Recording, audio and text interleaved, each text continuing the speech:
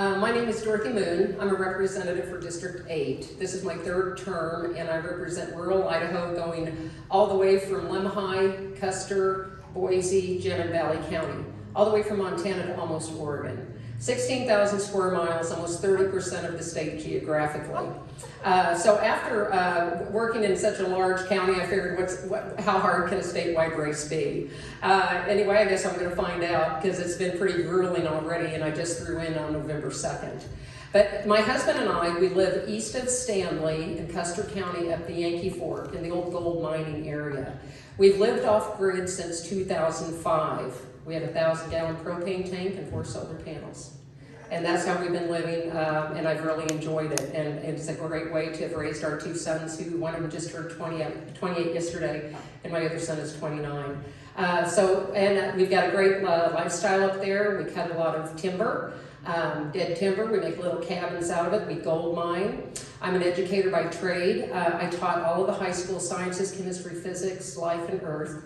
I wound up becoming a special ed director when I left Chalice, and I've got a master's in resource planning, which has really helped me as a legislator dealing with multiple use issues in the Salmon Chalice Forest, the Payette, and also the Boise National Forest, which are all in my district, a lot of forested land. So that's been great for me. Working in the legislature has been a real eye-opener. It's hard to get bills through just about every year, and it seems to get harder and harder. A lot of good bills have come up, and a lot of legislators aren't listening to the people, especially as far as the emergency order goes. Even though it's now going to be lifted on April 15th, more than 700 plus days after being in effect. It only came about because Heather Scott ran a resolution that said we're going to end the order, and it is on its way to the Senate right now. So there's a lot of things that we need to get done. Vaccines, masks, all these bills are heading across, and we need to protect our people here in Idaho. As far as Secretary of State, though, being the chief election officer is really important to me. As far as the Trump election, as was mentioned, a lot of people were upset about that here in the state, because 65% of you all, well, probably all of you, showed up to vote for Trump. And fact of the matter is, we should have jumped on the Texas lawsuit, and we didn't. There was a petition in an amicus brief signed, 40 legislators signed on, of which I was one, that did go before the Supreme Court and was thrown out the next day after it was filed. And a lot of you all were pretty upset about it. So I started going around talking to folks, and I started hearing about election issues. I started hearing about what your concerns are, how we can improve it. And I definitely have a path clearly outlined for me and what we need to do to make our elections safe and secure, to where when you go to vote, you know that your vote matters and that there's no doubt that the system works. But right now, I think we do have a few glitches that we can work on. We're probably better than most states, but one of our opposing candidates has said there's no issue in this state at all. Well, there are issues in the state. So that's a real important part of the job. The other part is serving on the land board, and hopefully I can get into more detail on that.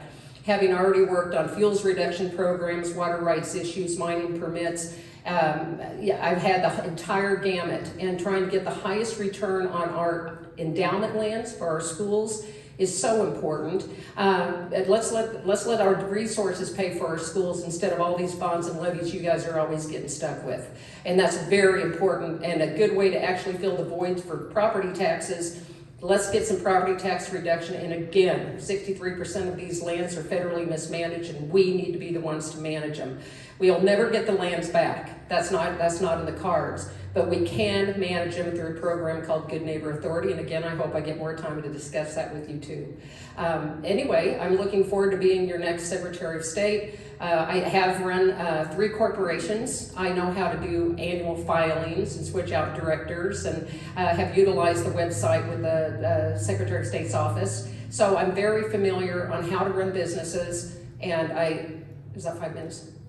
30 seconds. Okay, I do know how to run businesses, and I think I would bode well with my education experience, with the experience of being six years right now in the legislature, and the fact that I have a pretty unique lifestyle living off grid. I've had fires impact. I've seen a lot of things impact our rural areas that I think I know how to deal with that as well. So I'm looking forward to your support and looking forward to your questions later on tonight. Thank you.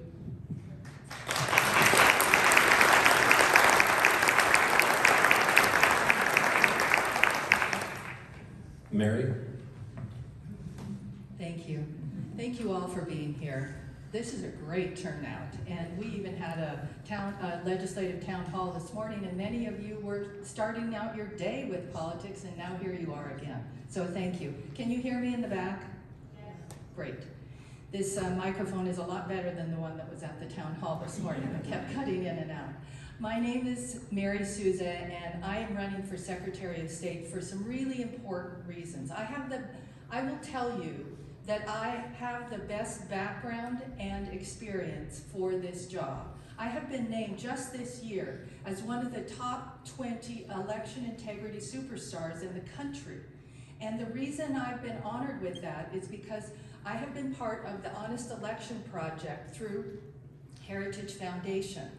And that is only 12 legislators from across the country that have been chosen to be part of that group. We get together twice a year for 2.5 days of intensive workshops with election experts, secretaries of states from across the conservative states, and we also learn a lot about election law. So that's really critical because you can have policies and you can have methods of helping people vote more safely, but unless you have the underlying law, it really doesn't stand when the Democrats come after us. And they're coming. And I will tell you that they're coming because there are 15 fully paid, full-time Democrat operatives that have come into Boise area this year, not for a ballot measure or a candidate. They have put down $250,000 on a 7-year lease. So they are playing the long game. They are coming in to advance the Democrat Party in Idaho.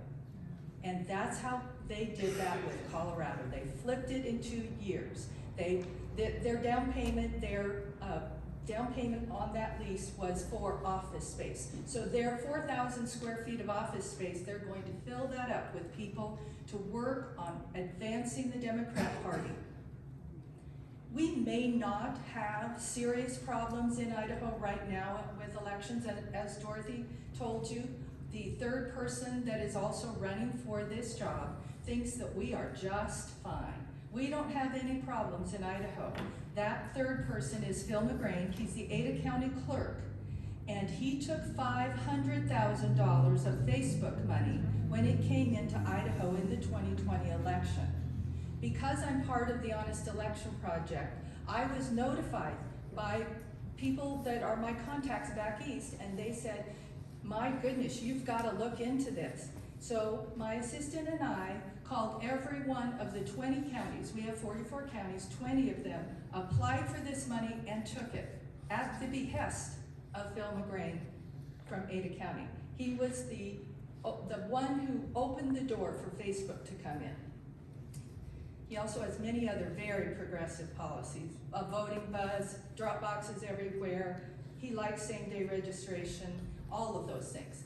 But what we did, my assistant and I got packets of information from every one of those counties that took the money, their application, what they spent the money on. You can go to my website and you can see that. And in fact, you should have all gotten a copy of this packet, and on one of the subsequent pages behind the front, you'll see that that is a shot from my website explaining about the Facebook money and listing the counties that took it and how much they got. Most got $5,000. Wasn't a lot of money.